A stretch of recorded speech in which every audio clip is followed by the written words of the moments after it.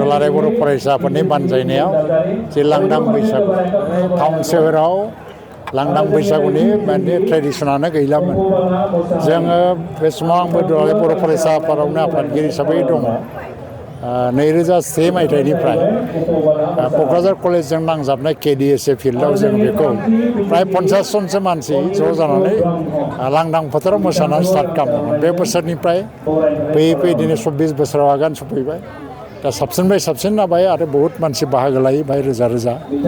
आरो बेनि गेजेरजों समाजाव बेखौनो जोङो फोसावनो नाजादों जे आधुनिकता बा मडार्निजिमा जेसेबांखि फैया दा ट्रेडिसनखौ जों जेरैखि जाया बावलांनो नाङा। आरो टाउन सोहोराव बावलाङो मडार्निजिमनि नामाव टाउन सोहोराव ट्रेडिसनखौ बावलाङो। बे टाउन सोहोरावनो बेखौ लाखिनानै दोननांगौनि थाखाय बे लांदां बैसागुनि मोनसे ट्रेडिसन बेयो जोबोद गोजामथारबो नङा गोजामथार माबायावबो खालामनाय जाया आरो मडार्निजिमखौबो जों वेलकाम खालामा खिन्थु ट्रेडिसनखौ रैखा खालामनांगौ। आरो प्रिथिबियाव नोंनि हारिमु आरो ट्रेडिसना जेला गोमायो नोंहा आइडेन्टिटिया गोमालाङो। जेखियानो जा नों साइन्टिस्ट जा एबा इन्जिनियार जा एबा ग्रेट बिजनेसमेन जा जेला नोंखौ हारि हिसाबै सोंनाय जायो नोंनि हारिनि मुङा मा बा सिनायथिया मा अब्ला नों गावनि अरिजिनेल हारिखौनो मुं मख'नांगोन।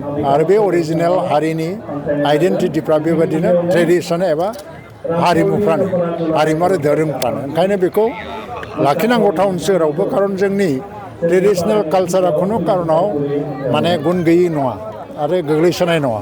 बे जोबोद रिच आरो बेबो प्रग्रेसिभ माने बेनिखौनो बिथा खालामनानै जों दावगालाङोबा जोंनि कालसाराबो जौगालांनो हागोन। थ' दिनै बे खुंफुंनायाव जोबोद गोसो होसारनानै आंबो बाहागो लादों आरो बोसोराव खनसेल' फैयो हिसाबै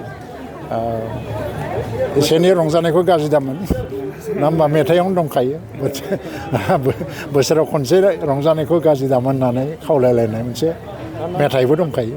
थ' बिनो आंबो रंजादों मानसिफोरजों रंजाफादों लाइमोन सेंग्रा सिख्ला आरो जोंनि बैसो जानाय मानसिफोर गासिबो बेनि गेजेरजों जों खौसेथि आरो अनलायनायनि मेसेजखौनो फोसावो। बैसागुखौ मोनसे ओरैबायदि आङो खावलायनो लुबैयो जे माने जों मोनसे डिसिप्लिनखौ गारनो नाङा। मागिनायनि फोरबो नङा। गोदो मागियोमोन मा न' सोरबा जौ हरोबा जौ लोंबाय सोरबा माइरं हरबा माइरं हरबाय दावदै हरबा दावदै हरबाय। दिनै खिन्थु बेयो मोनसे प्रफेसन बायदि। आरो दिनै टाउन सहराव जायफ्रा मानसिनि न' मागियो प्रफेसनेलि बिसोरो बेखौ मोनसे जिबननि प्रफेसन बायदि लानाय बायदि। खारन बिसोरहा बैसागुजोंबो लिंक गैया। मा खालामो बिसोर फैसा मागिनानै जमा जानायफोरखौ रानलायनानै जाहैयो आरो बैसागुबो रंजाया बिसोर।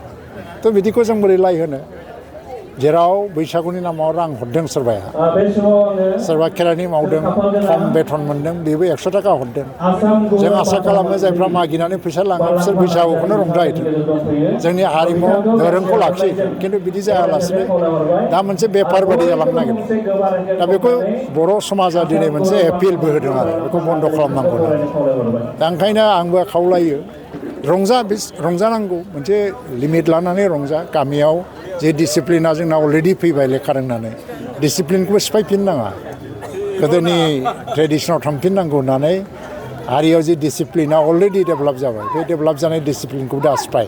थ' बे डिसिप्लिनखौ लाखिनानैनो जोंनि हारिमुखौ लाखिनांगौ बैसागु रंजानांगौ आं बेखौनो खावलायो।